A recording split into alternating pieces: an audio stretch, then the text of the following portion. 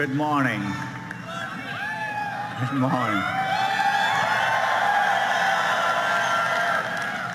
Welcome to Google I/O. It's a beautiful day, I think warmer than last year. Hope you're all enjoying it. Thank you for joining us. I think we have over 7,000 people here today, as well as many people. We are live streaming this to many locations around the world. So thank you all for joining us today. We have a lot to cover. But before we get started, I had one important business which I wanted to get over with. Towards the end of last year, it came to my attention that we had a major bug in one of our core products. It turns out we got the cheese wrong in our burger emoji. Anyway, we went hard to work. I never knew so many people cared about where the cheese is. We fixed it. The irony of the whole thing is I'm a vegetarian in the first place.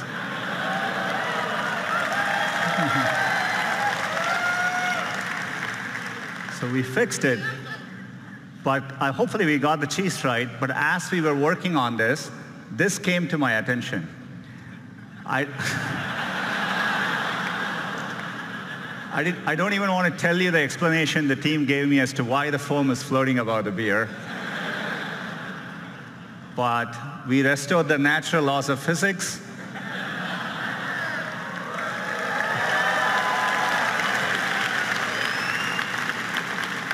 So all is well. We can get back to business. We can talk about all the progress since last year's I/O. I'm sure all of you would agree it's been an extraordinary year on many fronts. I'm sure you've all felt it. We're at an important inflection point in computing, and it's exciting to be driving technology forward. And it's made us even more reflective about our responsibilities. Expectations for technology vary greatly depending on where you are in the world or what opportunities are available to you. For someone like me who grew up without a phone, I can distinctly remember how gaining access to technology can make a difference in your lives. And we see this in the work we do around the world. You see it when someone gets access to a smartphone for the first time. And you can feel it in the huge demand for digital skills we see. That's why we've been so focused on bringing digital skills to communities around the world. So far, we have trained over 25 million people, and we expect that number to rise over 60 million in the next 5 years.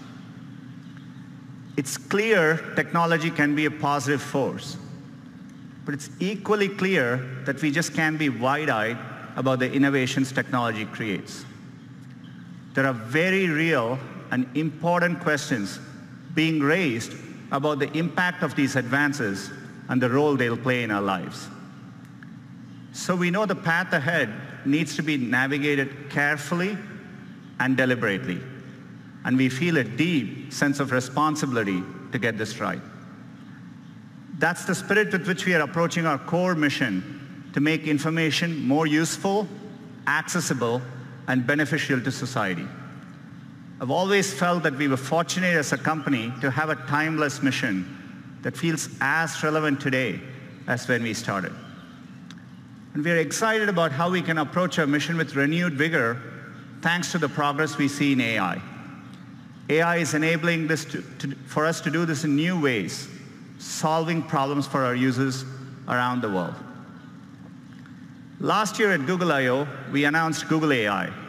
It's a collection of our teams and efforts to bring the benefits of AI to everyone. And we want this to work globally, so we are opening AI centers around the world. AI is going to impact many fields, and I want to give you a couple of examples today. Healthcare is one of the most important fields AI is going to transform. Last year, we announced our work on diabetic retinopathy, which is a leading cause of blindness, and we use deep learning to help doctors diagnose it earlier. And we've been running field trials since then at Aravind and Sankara hospitals in India, and the field trials are going really well. We are bringing expert diagnosis to places where trained doctors are scarce.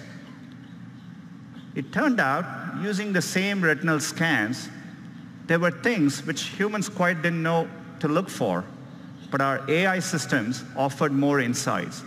Your same eye scan turns out holds information with which we can predict the 5-year risk of you having an adverse cardiovascular event, heart attack or strokes. So to me, the interesting thing is that more than what doctors could find in these eye scans, the machine learning systems offered newer insights. This could be the basis for a new non-invasive way to detect cardiovascular risk. And we just published the research, and we are going to be working to bring this to field trials with our partners. Another area where AI can help is to actually help doctors predict medical events. Turns out doctors have a lot of difficult decisions to make, and for them, getting advance notice, say 24 to 48 hours before a patient is likely to get very sick, has a tremendous difference in the outcome. And so we have put our machine learning systems to work. We've been working with our partners using de-identified medical records.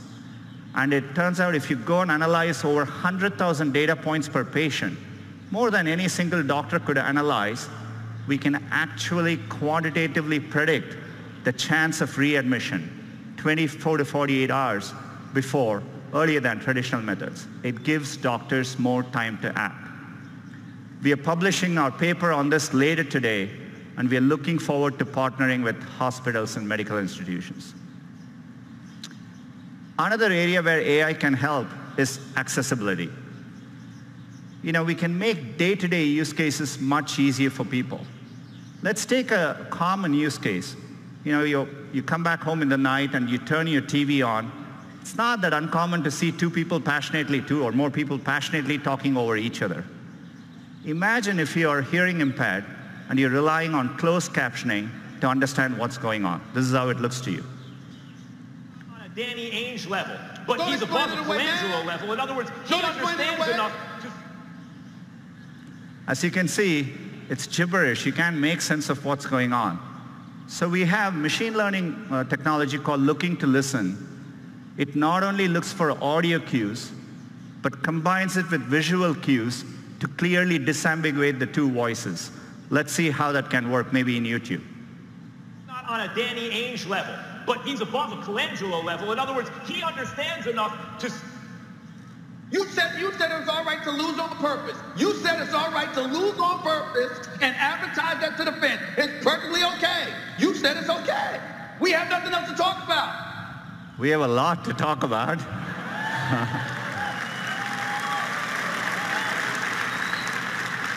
But you can see how we can put technology to work to make an important day-to-day use case profoundly better. The great thing about technology is it's constantly evolving. In fact, we can even apply machine learning to a 200-year-old technology, Morse code, and make an impact in someone's quality of life. It's great to reinvent products with AI. Gboard is actually a great example of it.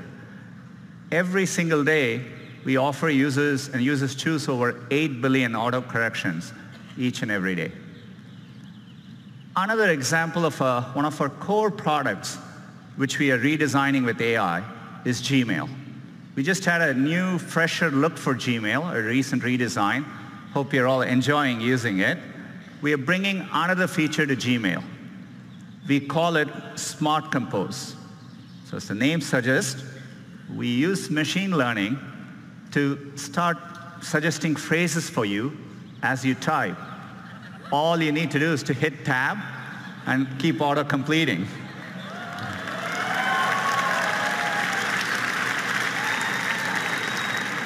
In this case, it understands the subject is Taco Tuesday. It suggests chips, salsa, guacamole.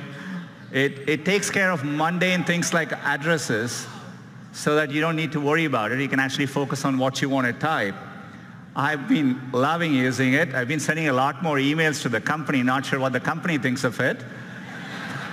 But it's been great. We are rolling out Smart Compose to all our users this month and hope you enjoy using it as well.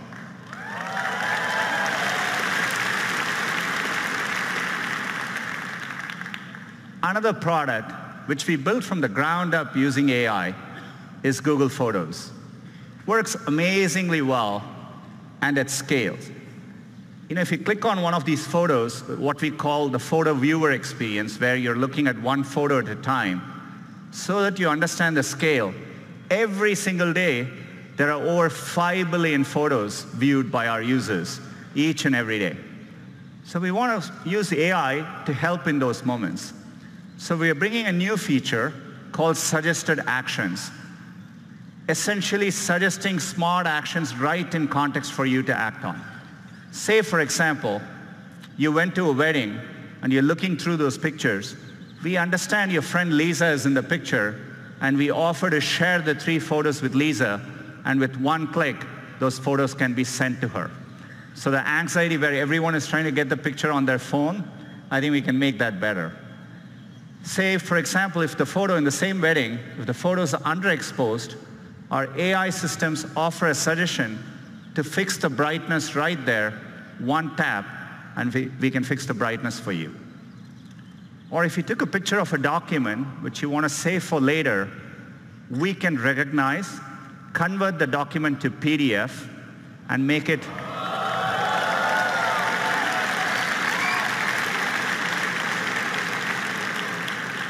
much easier for you to use later. We want to make all these simple cases delightful. By the way, AI can also deliver unexpected moments. So for example, if you have this cute picture of your kid, we can make it better. We can drop the background color, pop the color, and make the kid even cuter. Or if you happen to have a very special memory, something in black and white, maybe of your mother and grandmother, we can recreate that moment in color and make that moment even more real and special.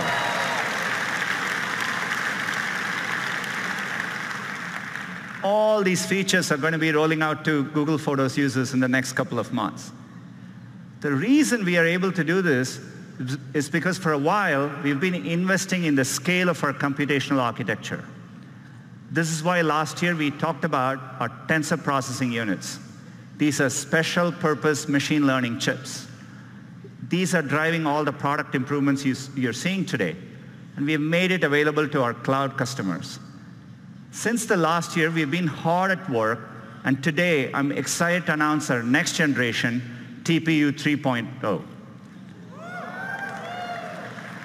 These chips are so powerful that for the first time, we've had to introduce liquid cooling in our data centers.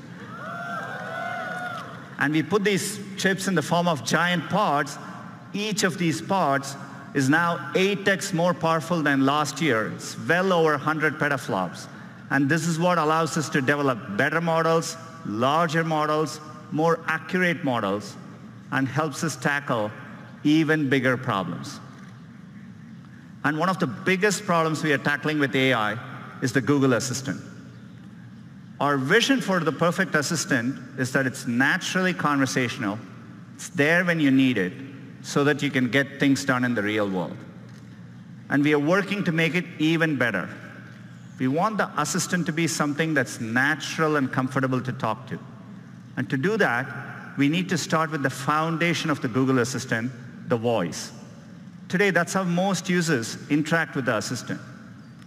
Our current voice is codenamed Holly. She was a real person. She spent months in our studio, and then we stitched those recordings together to create voice. But 18 months ago, we announced a breakthrough from our DeepMind team called WaveNet. Unlike the current systems, WaveNet actually models the underlying raw audio to create a more natural voice. It's closer to how humans speak. The pitch, the pace, even all the pauses that convey meaning. We want to get all of that right. So we've worked hard with WaveNet, and we are adding, as of today, 6 new voices to the Google Assistant. Let's have them say hello. Good morning, everyone. I'm your Google Assistant. Welcome to Shoreline Amphitheater. We hope you'll enjoy Google I/O. Back to you, Sundar.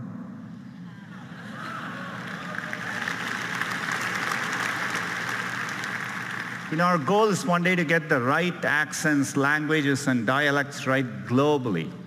WaveNet can make this much easier. With this technology, we started wondering, who we could get into the studio with an amazing voice. Take a look. Couscous, a type of North African semolina in granules made from crushed durum wheat. I want a puppy with sweet eyes and a fluffy tail who likes my haikus. Don't we all? Happy birthday to the person whose birthday it is. Happy birthday to you. John Legend. He would probably tell you he don't want to brag, but he'll be the best assistant you ever had. Can you tell me where you live? You can find me on all kinds of devices, phones, Google Homes, and if I'm lucky, in your heart.